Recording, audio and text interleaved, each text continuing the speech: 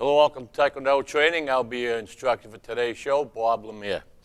What we're going to do on today's show is, again, basic stuff, little footwork, and what we're going to do is add some hand attack or maybe some easy kicks. But what you have to do is you have to have good balance. You have to be really relaxed when you want to do some good footwork. You can't be stiff and tight because your muscles don't want to move. So what you do is you loosen up really well before you start the class, before you start the show. I'm going to show you a lot of different little exercises, especially for the footwork. And then what we'll do is, you practice them on your own. Do 10 on each side, right fighting stance, left fighting stance. I'm going to stay in the fighting stances. I'm not going to go in a back stance, forward stance, horse riding stance. A fighting stance is what you would really fight in, I mean, that would be, you can fight in the back stance. We used to do that all the time back in the old day. But then we realized as Tae Kwon Do evolved that the fighting stance, much more mobility. All right, so very first one. So you're in a fighting stance, all right? No sneakers today. We're in a fighting stance, all right? To see how, again, and every week when I say I get into a fighting stance, I explain this fighting stance. And even though I explain it to a lot of people, I see even higher ranks sometimes. They're in a fairly bad fighting stance. It's too wide, too short. They're off balance. They're too narrow together. So try to keep it in your mind. The way we are all day is just look, we're standing like this, shoulder width apart. That's comfortable for us to keep balance. We walk, we're kind of shoulder width apart. All right? We're not walking long like this. We're not walking short stances. So why would you change when you're going to fight? So what we're going to do, all right, is keep your knees nice and relaxed, your ankles nice and relaxed, all right, your whole upper body. Now, as you're doing any of these techniques, hands always are up around here. You might see me drop because I'm talking to you, and I don't want to muffle into my hands. So normally I'd keep my hands up here, all right? It might muffle the sound because my mic is here. So I keep them down just a little, but I still keep them here. And my rule of thumb is the farthest away you want to get your hands is you should be able to touch your chin. Keep them up if you want. Keep them down like this, you're asking for trouble. And this right here is all flash. This is like, I think I'm so good you can't hit me. Then you're going to get knocked out sooner or later because there's always a faster gun in town. You know what I'm saying? So keep your hands up, all right? It's just common sense. Forget the flash. All right, so your hands are up here, nice and relaxed. Fighting stance, shoulder width apart, just like as you're walking. Try to keep that kind of stance. Look at it. All right? What we're going to do is just a little hop. Right? Just a little hop. Right? And to do that hop, right, what you do is push off your back leg. Right? Then once you land into the hop, you practice so that you stay in a good fighting stance. And you stay in balance and stay loose. Right? You don't hop and then tighten up. All right? You do that right and left. All right? So fighting stance, hop. And hopping's easy, right? You're not hopping both, right? You're pushing off your back, and all right? Now you're pushing off your back, and see how I'm keeping my stance? Pushing off my back. Now, this is kind of good when you're fighting, all right? Because you can hop forward, you can hop back, all right? So hop forward, then hop back. So when you hop forward, you're pushing off your back.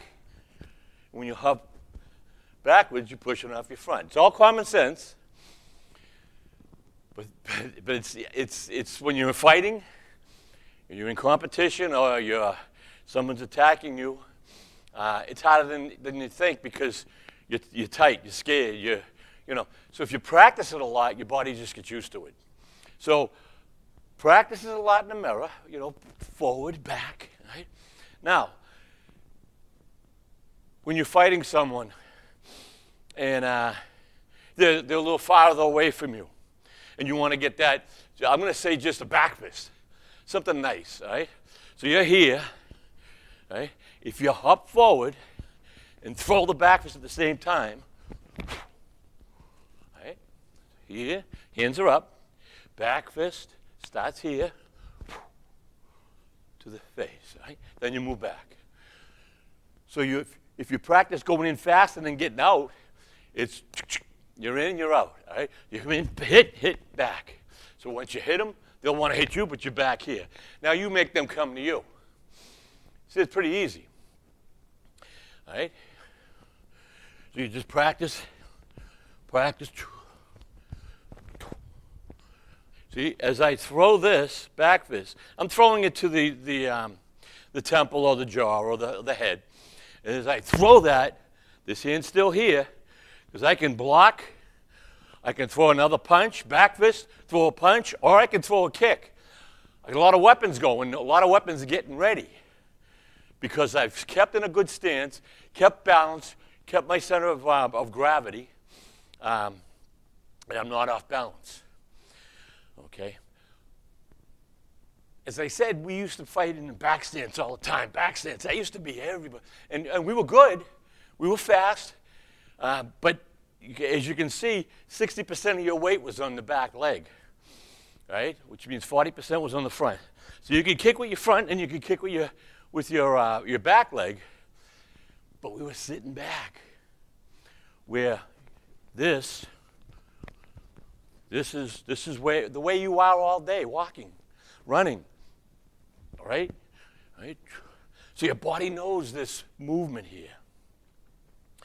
Okay? So when you practice, say we just did a back fist, you can actually practice your here, right? You're going to push forward, right? Instead of just a jab this way, you're pushing forward, then you step back. Right? So you practice that and then getting back. Right? Getting back is just as important unless you're going to follow up. So you have to know in your mind, and that's a lot of practice too, what your plan is at that moment. So if you know you're going to throw a punch and follow up with a front round kick or with a right, all right, or anything, an elbow, it doesn't matter, then you're going forward. All right? So if I was here, step forward, punch, then through a right, then through a front round kick, I'm staying in that position. But if I'm not gonna, and I'm gonna come in here, get back. That's just practice. And you know what's great about that type of practice in the mirror? It's like running, it's aerobics. Your muscles take a good beating, all right? Because it's that static movement, boom, boom, you're pushing, all right? And in the meantime, you're learning martial arts. You're learning how to keep your balance. Everything in martial arts is balance. You can be the greatest martial artist in the world. If you don't have balance, you're not going to be the greatest martial artist in the world. You got to have balance. And I see a lot of people, they'll kick, and they'll kick, and they'll be way down here. And I'm like, no, don't. I know you want to kick high. All right? If you have to kick midsection, all right, kick midsection here. Keep your body as straight as you can. Once you go up like that, gravity doesn't like it. Gravity's going to push you down to the ground. All right? So until you get stretched enough, you get the flexibility to get the high kicks, stay with the low kicks and then work your way up.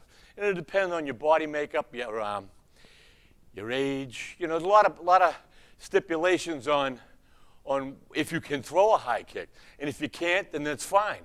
You don't have to throw a high kick. Some schools, Tae Kwon Do loves the high kicks. We love the flashy kicks. But some martial arts schools, nothing above the chest. Don't waste your time. They want to do other stuff. That's another art. That's good for them because they're practicing that. Whatever you practice good, it's going to work for you. All right? So then, the same thing with that little hop. You hop, all right? I got to get in closer because my opponent's just a little farther away, and I know I'm just going to waste a kick if I don't get closer to him. So you got to get fast. And by doing these exercises, you can get in fast. And if you hop and then throw a kick, see, I stayed midsection, all right? I hopped and threw a kick. You say, well, I didn't hop much, right? I hopped myself 2 to 3 feet.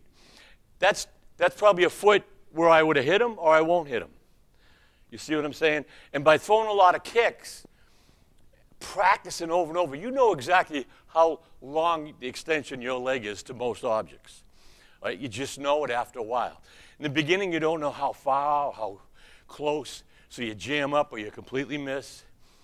As you keep practicing, and that type of exercise is great for a heavy bag or someone holding a pad, okay? Or even sometimes we used to just put pads on, let each other, we'd kick each other. Not hard, but we'd go and try to get some quick kicks to the midsection, all right? And go back and forth, back and forth. Boy, you get exhausted. What a workout. And you're getting some mobility, you know, you're getting the knowledge, constant knowledge of your own body, all right, on how much speed, how much power, the distance, all right? Again, in that word, the distance you need for any attack. Right? I can throw the greatest punches in the world, but if I'm that far away from my opponent, I'm wasting those punches, all right? Unless I want to be flashy and then I'm just trying to get in his face, and that's a whole nother world. But if I really want to hit him, but I just says, wow, I don't know how far he is, you have to practice, and that's hitting pads and bags, all right? So that's another nice exercise. You're here, you kind of hop in, all right? See how I just, and they say, wow, that's kind of easy. Well, then do it. And you'll see how easy it is. And do right and left, all right? Just do right and left. That's just one variation of moving in, moving back. One of the easiest, all right? Because you can use both legs at the same time, all right? The moving in with one, I used to always call rat steps. I used to tell my students, learn the rat steps. And then what I meant by rat steps is this little you move in fast and you move back fast. Not that I was calling them rats or anything, I'm just saying they're little rat steps. And so you're here and you just, right? So if you're here and you go, pa, pa, you practice that move. Pa, pa, pa.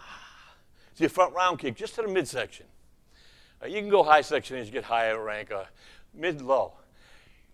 You do that a lot, all right? And I guarantee you, and even a beginner, this is a front round kick, all right? Front round kick is a 90-degree angle to your body, parallel to the floor, all right? That's front round. A 45 is a 45 angle coming up.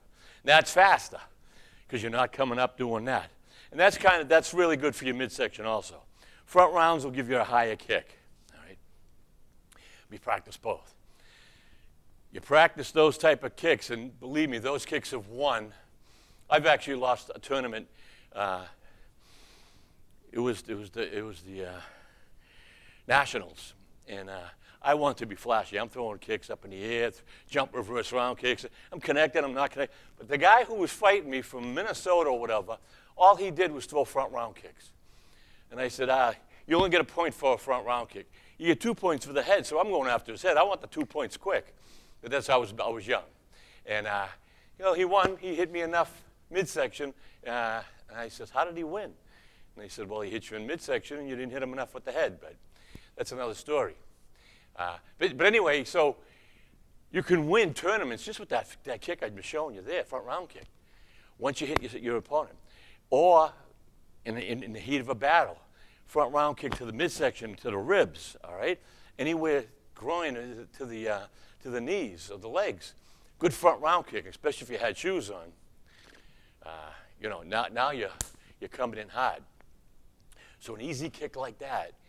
You get kicked in the ribs over here, the floating ribs, they break so easy. The floating ribs are like your baby finger, okay, and your ring finger. Everything else is maybe connected, and those ribs are just hanging. So when you hit them, they like to snap. Boy, it's the most painful thing in the world, and you don't want to fight after that. So you aim for that. You come in, you come in. Excuse me. The pads we used to have in tournaments, or they still do, actually the older ones would kind of stop. They didn't come. Now they kind of come around. They would stop here, so a lot of times our ribs were exposed, all right? And you got to take advantage of every little thing that's, in your opponent's, whatever their weakness is. So you can do that with any kick.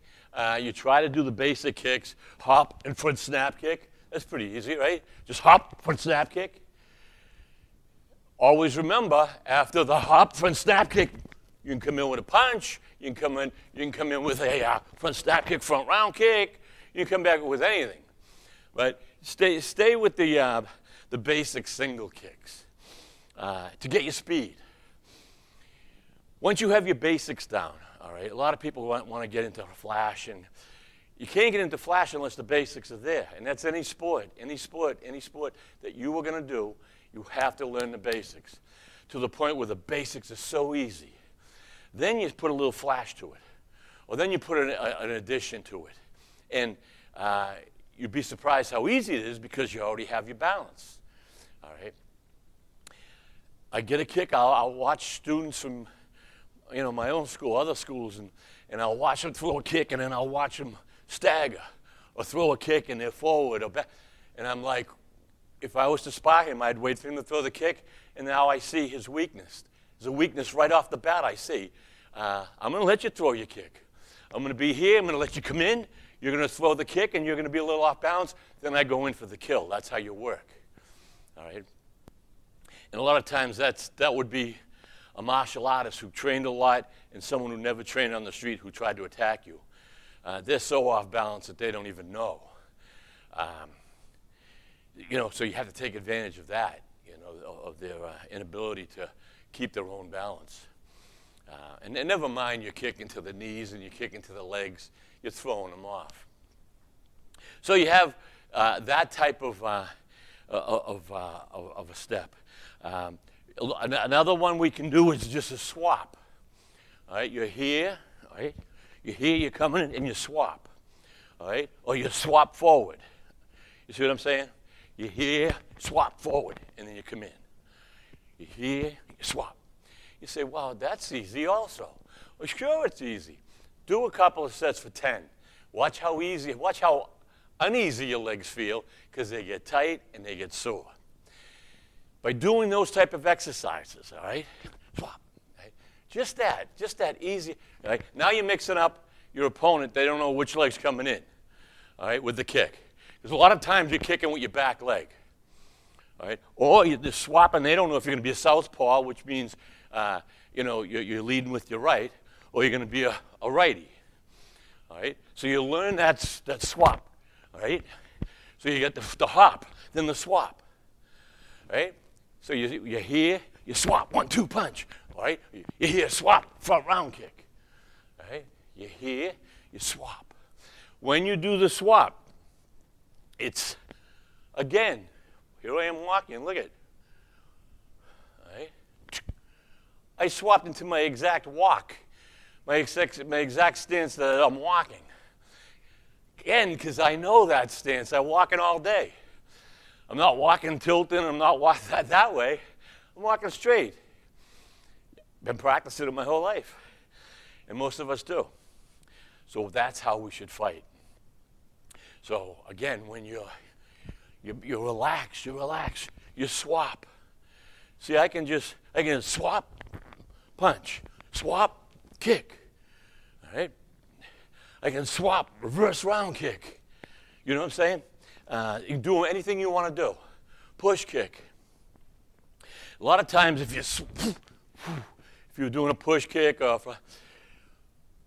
what happens when you do a swap like that, most of the time, 99% of the time, if I'm swapping, my back leg's going to do the kick. Because what I'm going to try to do is here, I'm giving myself that push to go forward. All right? It's almost like I'm boom. Right? I'm boom, boom. Like I'm spring-loading my body to throw the kick. I wouldn't swap and then throw a front snap kick with my right or my left or the front leg. You could, but there's going to be no power. Okay? So a lot of times we'd spar, and you come in. Look at it. And it would be the minute you kind of land, you really don't want that heel to touch, you bounce forward. It's an explosive kick, an explosive move. Again, you practice that type of motion. And it's so easy, but practice it. Watch what I'm saying. You swap, right? You swap and then you move. You don't even have to kick, but you keep doing that. First time you try it, do only 10. The next day you're going to wake up going, my legs are sore. Guaranteed. Then build it up. Build it up so your legs won't get sore. But when they're not getting sore, they're getting fast. They're getting stronger. The muscles are getting stronger. And the muscles are having this muscle memory, we call it. And it knows, your body knows the balance. Your body knows the speed to go back and forth. Your body knows I can pick up my leg, all right, and throw a kick faster. And then you get used to practicing back and forth with partners, or hitting pads, or hitting big bags, you know, the big hitting bags, heavy bags. The more you do it, the faster you're going to get. The more you do it, the faster you're going to get. Speed is almost everything when it comes to fighting. Tae Kwon Do anyway. Speed will equal power, all right? And it all boils down to balance, speed, and power, all right? Everything, especially our hands, all right? Once we keep our balance here, everything from that point on, right? And another exercise before, Jesus, we're almost done with the show. I would do an hour show, but I've been up for the last 13 hours, and my throat, I just couldn't talk if I did. So bear with me. These half-hour shows go by way too fast. One more exercise, and that's just walking around in the mirror, right? Practicing, just moving. Every time you move, you try to get yourself into a good stance, a fighting stance, where you're balanced. So it's like a dance. It's like you're dancing, but you're not dancing. You're just moving around, right? Keeping. And if you notice, 90% of the time as I'm doing that type of exercise, my heels never touch the ground. Minute your heels touch the ground, slows you down, and kind of stops you for a second. All right, that split section, your heels touch the ground, everything. So if you're on the ankles, all right, this is what you're doing, all right, instead of, when I hit down on my heels, if I just stop, I stopped. But if I don't go on my heels, look at it, I just keep going. Even when I'm not going hard, I'm not on my heels, but once I hit my heels, that's what you get, okay? Try it at home. Walk around and let your heels hit, and you go boom, boom, boom. You want to float like a butterfly and sting like a bee. Anyone over 35 or 40 will know who said that and how well he did by floating like a butterfly and stinging like a bee. Age catches up to everyone, and that poor gentleman, age finally got caught up to him, but think of that in your mind. Say, if you don't know what it means or you never heard the saying, say, Google it, and if you Google it, you're going to see some nice action, especially if it's on YouTube. Who said floating like a butterfly, stinging like a bee? And that person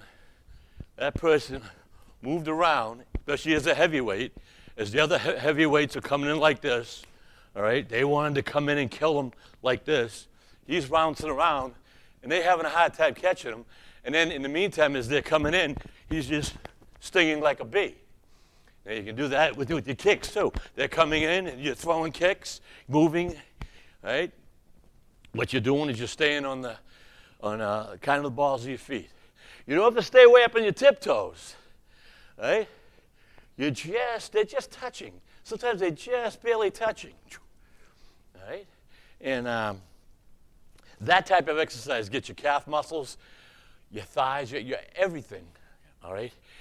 Even your midsection. You do a lot of exercise like this, might as well be doing crunches and sit-ups because you're tensing your whole body down, bouncing around, look at you. And you keep your upper body, you don't keep it straight. As I watch myself on the TV, I look goofy doing that. It's like, and if the sound was off, people would go, look at how bad this guy is. He's so tight. But you're moving, you're ready. They don't know which hand's coming. They don't know which leg's coming because you're spinning around. Look at it. You're bouncing around. They don't know if you're going to hit them with a right or a left or your hands. And if you get them always coming at you, let them come at you a lot. They're coming into your territory. They're trying to come in. unless they're floating like a butterfly, stinging like a bee. Then you get a competition, all right? And that happens a lot too. So balance, trying to stay as loose as possible, all right? You have to stretch a lot too. You have to stretch as much as you can. You know, a good 15 minutes a day. Either 7.5 minutes before and 7.5 or 15 minutes before and cool down at the end. That stretching is going to help you not be tight and not get injured. All right, especially if you're doing these type of exercises and you're really tight, those muscles, they can strain. So they have to be loose. The muscles have to be warmed, and they have to be used to being supple and relaxed, you know. It takes a lot. Some people are much tighter than others, and there's nothing you can do about it, so you have to work with your own body, all right? Don't compare yourself to other people. Don't compare yourself to any other martial arts. Compare yourself to where you were yesterday or what you didn't know yesterday. And wow, I just learned a couple of moves today. Think of those moves. Remember those moves in your head. And then just add basic. And if I only showed only basics and never any advanced, you would make up your own advanced, because all advanced is a couple of basics put together. All right, that's all advanced is. And that's just constant practice of your basic techniques. It's about all the time we have tonight. Thank you for watching the show again. Till next time, have fun, train hard.